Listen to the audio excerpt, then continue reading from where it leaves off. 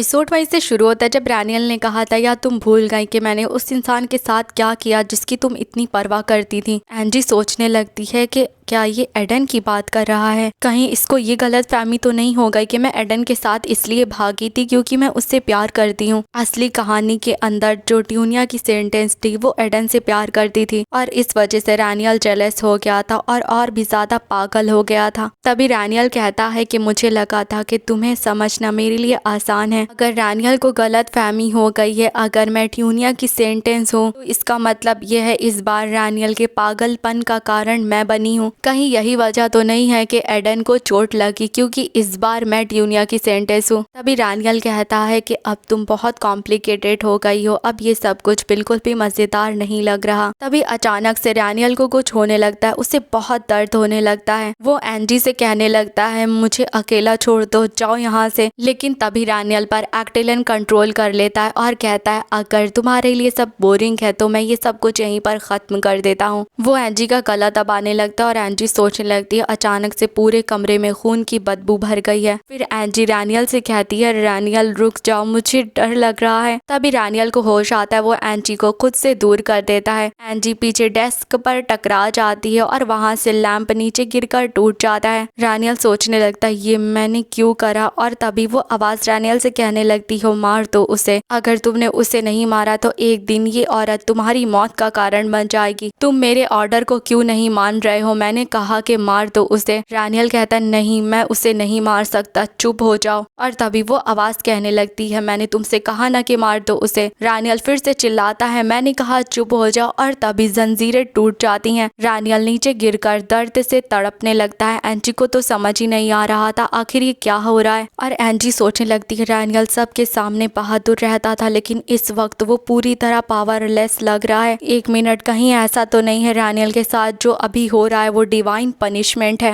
एक्टिला रैनियल को पनिश कर रहा है तो बहुत क्रूल पनिशमेंट है, लेकिन एक्टिला ऐसा क्यों कर रहा है, रैनियल तो उसका सबसे चहीता बेटा था। लेकिन तभी वहाँ पर नर्मा आ जाती है क्योंकि उसे चिल्लाने की आवाज आई थी। वो देखती है तो रैनियल जमीन पर पड़ा था और वो कहती है आखिर एम्परर जमीन पर क्यों पड़े हुए हैं। एंजी सोचने लगती है मुझे जल्दी से कोई ना कोई बहाना बनाना पड़ेगा, और वो नर्मा से कहती है कि तुम अपने काम पर वापस जाओ, एम्परर बस आराम कर रहे हैं। लेकिन नर्मा की शक्ल देखकर लग रहा था उसे एंजी की बातों पर बिल्कुल भरोसा नहीं हुआ है। एंजी कहती है कि मैंने कहा ना कुछ सीरियस नहीं है, एम्परर बस आराम कर रहे हैं, तुम जाओ यहाँ से। लगता है तुम्हें मेरी आवाज सुनाई नहीं दे रही है, मुझे पास आकर बताना पड़ेगा। तभी नर्मा कहती मुझे माफ कर दीजिएगा, मैंने आवाज सुनी थी इसलिए मैं आ गई, लेकिन लगता है मुझे गलत फहमी हो गई है। हालांकि मैं एम्परर के लिए एक जरूरी संदेश लेकर आई हूँ, मुझे अभी ही वो संदेश उन्हें देना पड़ेगा। एंजी कहती है कि क्या बदतमीजी है, तुम्हारी हिम्मत कैसे हुई मेरे ऑर्डर को ना मानने की। और वो सोचने लगती मुझे पता है कि अजीब होगा कि एम्परर की चिल्लाने की आवाज सुनने के बाद भी अगर ये यहाँ से चली गई तो, लेकिन क्या होगा अगर रैनियल अभी सांस नहीं ले रहा होगा तो सारा इल्जाम मुझ पर आ जाएगा। तभी नर्मा जाकर रैनियल से कहती है योर मैजेस्टी मैं आपके लिए जरूरी संदेश लेकर आई हूँ। तभी रैनियल अचानक से उठकर बैठ जाता है और नर्मा से कहता है कि तुम कौन हो। नर्मा हिचकिचाने लगती है। तभी एंजी कहती है योर मैजेस्टी इसने कहा यह आपके लिए जरूरी संदेश लेकर आई है। नर्मा कहती है मुझे माफ कर दीजिएगा, मुझे लगा था कि ये बहुत अर्जेंट है, लेकिन आप अभी आराम करिए, मैं बाद में आती हूँ। ये कहकर वो वहाँ से भाग जाती है, लेकिन जाने से पहले वो एंजी की तरफ घूर कर देखती है। रैनियल को देखते जो सोच रहा था कि मुझे अभी क्या हुआ था और एंजी इस तरह का चेहरा क्यों बना रही है, क्या वो मुझसे डर रही है या फिर परवाह कर रही है, लेकिन किसकी, क्योंकि वो मेरी परवाह तो बिल्कुल नहीं करेगी। क्या मुझे जाकर उससे पूछना चाहिए। वो बहुत आसानी से डर जाती है, एंजी के सामने जाकर खड़ा होता है, लेकिन एंजी को तो रैनियल इस वक्त बहुत भयानक नजर आ रहा था। वो वहाँ से भाग जाती है और रैनियल सोचने लगता है अभी एंजी का इस तरह का चेहरा देखने के बाद मुझे एक बात तो समझ आ गई, एंजी के साथ मेरा रिश्ता टुकड़ों की तरह बिखर चुका है, या फिर ये शुरुआत से ही टूटा हुआ था। फिर हम कुछ दिनों बाद काउंट फेलन का मैनर देखते हैं। काउंटेस सोचने लगती है पता नहीं किस कारण की वजह से काउंट फेलन अपने मैनर में वापस आ गए। एम्परर के अंदर हाल ही में जो बदलाव हुए उन्हें देखकर काउंट बहुत ज्यादा ज्यादा नाराज हैं, लेकिन सबसे ज्यादा गुस्सा उन्हें किसी और बात से आ रहा है। हाल ही में बॉर्डर के पास बहुत छोटी मोटी लड़ाइयाँ हुई हैं। पहले के एम्परर होते तो जाकर उन्हें खुद सजा देते,